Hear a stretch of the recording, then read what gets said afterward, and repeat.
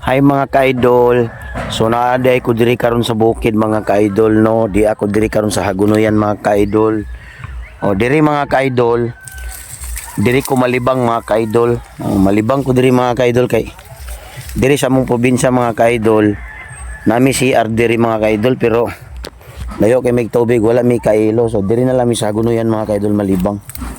Yung mga ka-idol o nalibang na ko diri mga ka-idol. Ingon ani mi diri sa bukid mga ka-idol. Motong diri sa bukid dali na tao.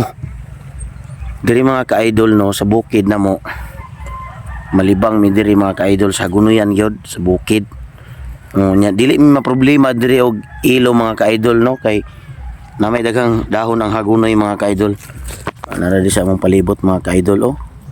So kamo mga ka-idol, kamong nasa syudad mga ka-idol, kung ganahan mo malibang sa Hagunoyan, balin na magpuyo diri sa bukid mga ka-idol no kay dili mo problema og ilo diri mga ka-idol oh.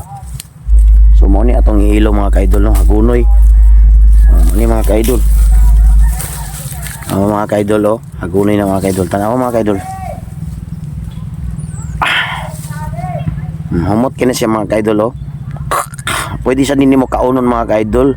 Kung nakay panuhot sa imong tiyan, pwede sa nimo kaunon mga ka-idol. Anaon ni mga ka-idol oh.